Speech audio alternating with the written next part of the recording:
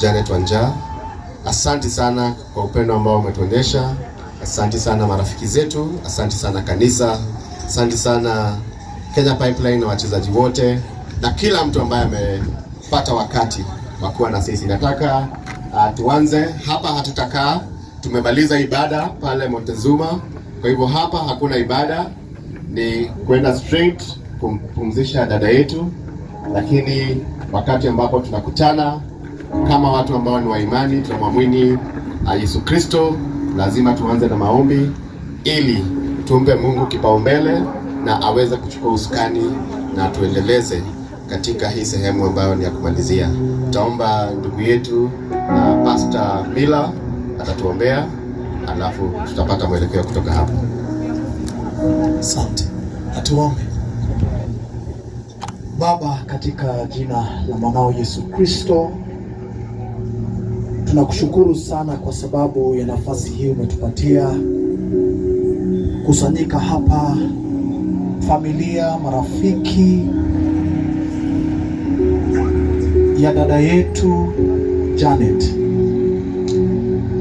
Tumekuwa na safari ya wiki moja mbili ambayo imekuwa safari ngumu sana, lakini Mfalme umekuwa nasi, umetutia nguvu, na Bwana umetufariji katika mioyo yetu, umetupatia nguvu katika kila hali. Tazama Bwana, tumefika wakati ambapo Bwana tunakuja, tumekusanyika ili kwamba tuweze kumpatia dada yetu safari iliyo njema. Tunaomba kwamba ukatupatie nguvu zaidi ili kwamba tukapotamatisha safari hii jina lako litainuliwa. Asante hata kwa sababu ya sehemu hii ambayo imebaki. Bwana, tunaomba Bwana ukakuwe pamoja nasi, uwepo wako ukuwe pamoja nasi katika kila hali. Asante kwa sababu ya kila mmoja aliyekuja, ukatupatie amani ambayo inayotoka tu kutoka kwako. Asante kwa sababu ya wachungaji ambao wanafanya sehemu hii na ibada hii, ukawabariki. Na Bwana, asante kwa sababu ya mafuta juu ya maisha yao. Asante kwa sababu ya familia. Asante kwa sababu ya kila mmoja wetu. Bwana, tunakushukuru kwa sababu ya sehemu hii, na ni katika jina la Mungu Baba, Mwana na Roho Mtakatifu ninaomba nikiamini. Amen. Amen. Tunaweza keti.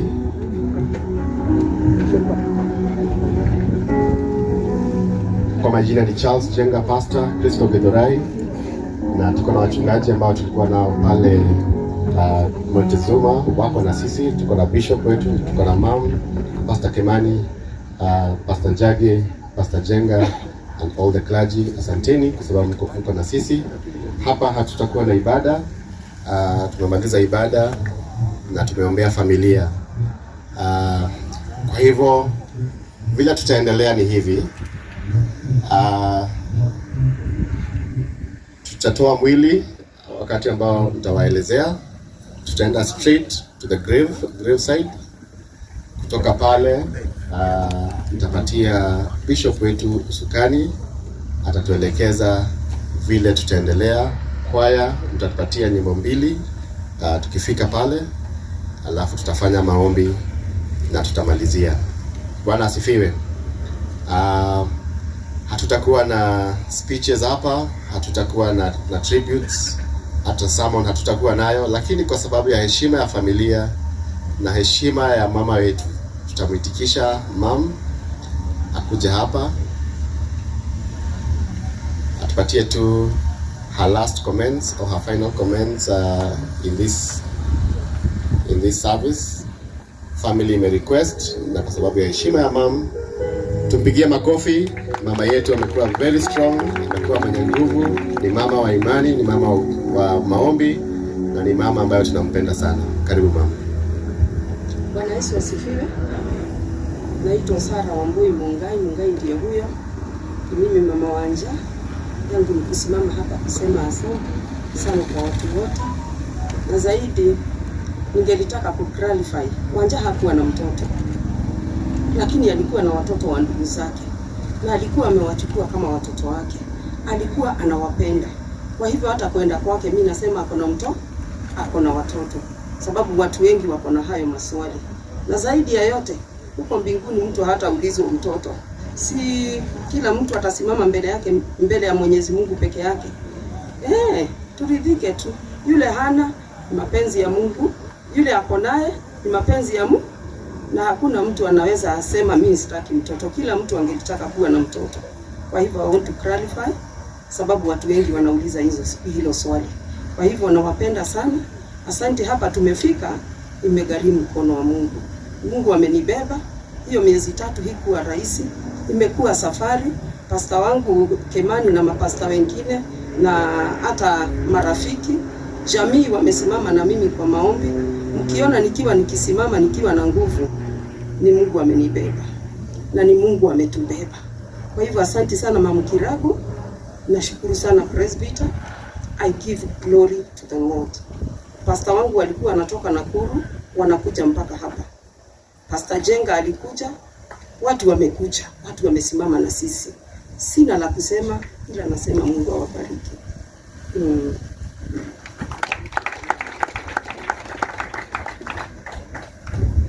Tupigie makofi mazuri. Ametupa nguvu na anajua kwamba Mungu atafariji na pia familia yote. Kwa bila kupoteza wakati, nataka tusome andiko moja, alafu tutaenda pale, nitawapatia signal, alafu tutaenda pale tuelekezwe. Na nataka tusome kama tumesimama ili tukue kwa position, sababu hapa hakuna kukaa chini, ni kuenda tunaenda. Hii ni andiko ambalo kila mtu anajua, ni andiko la kufariji kila mtu, Psalms 23, na kama unayo tafadhali tunaweza soma pamoja. Bwana asifiwe. The Lord is my shepherd, I lack nothing. He makes me lie down in green pastures. He leads me beside quiet waters. He refreshes my soul. He guides me along the right path for his name's sake. Even though I walk through the valley of darkness, I will fear no evil, for you are with me. Your rod and your staff, they comfort me. You prepare a table before me in the presence of my enemies. You anoint my head with oil, my cup overflows. Surely goodness and love and mercy shall follow me all the days of my life, and I will dwell in the house of the Lord forever. Team, pallbearers, you can please get the body of our sister, bring her all the way to the graveside. Right. That's why we have our own media guys. Always have a land to respect to decision.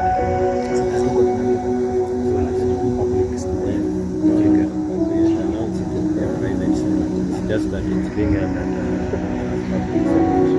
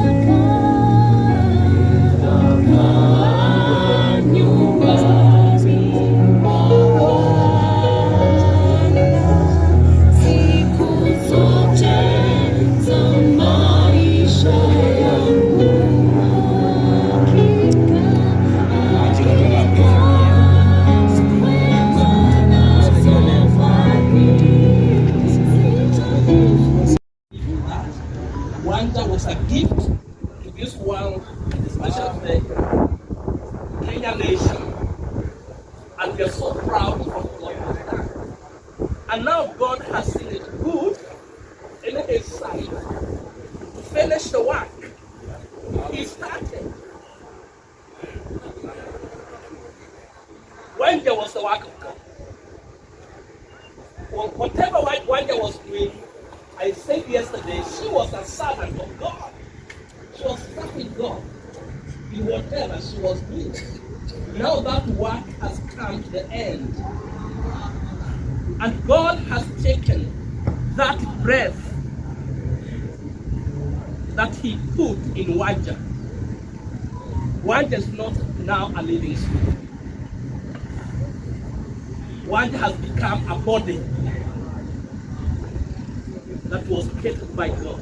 Me, as a servant of God, as a minister of God, I'm doing the edge part of God's work. And that's the reason why I ask the ministers to be here to take the soil. Ministers only. We are finishing the work. Tunafanya kazi ya mwisho. Hii ndio kazi ya mwisho na pia ni present God kumaliza kazi yake. Ile kazi ambayo alianzisha ni Mungu anafanya nini? Anamaliza.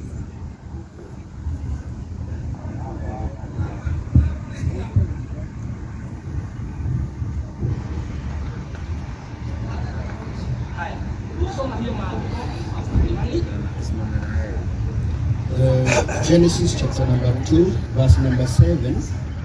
Then the Lord God formed the man out of dust from the ground. God formed man out of what? This is the dust. Even yourself, you are formed out of this dust. Then God gave you what?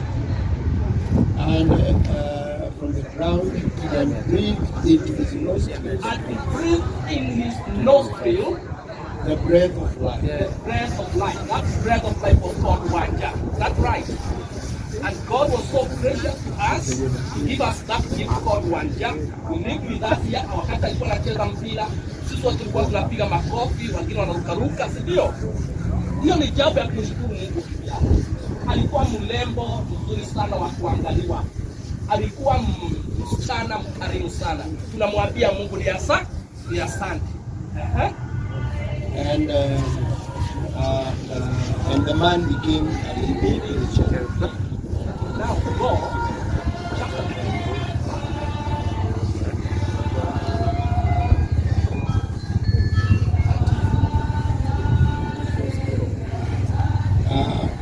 Chapter number 3, verse number 19, the same book of Genesis.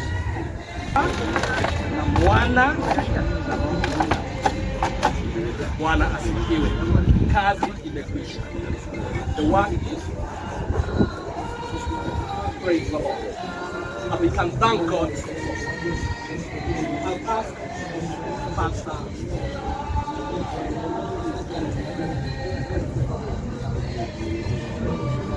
Tuombe.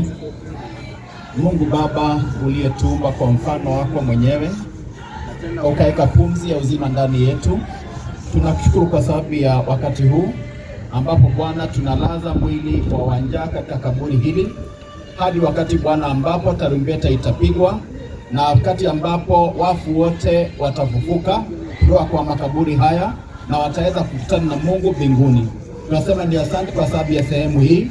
Wakati ambapo Bwana tunarudisha mchanga kwa mchanga, naomba kwa ajili ya kila mmoja ya kwamba utatupa nguvu, utatupa faraja. Tunaomba kwa ajili ya mama na baba ya Wanja na hata watoto ambao wamezaliwa pamoja naye na hata familia na marafiki wote Bwana, ya kwamba kila mmoja atapata nguvu na faraja ya kuweza kumaliza kazi hii kwa ajili ya utukufu wa jina lako. Asante kwa sababu umetubariki na asante kwa sababu umetutuliza na utatuliza Bwana, na kutupa faraja na nguvu hadi mwisho wa ibada hii, kwa maana tunaomba katika jina la Yesu aliye Bwana na mkombozi wetu. Amen. Amen. Kila kitu katika nyumba ya Mungu inafanywa kwa utaratibu.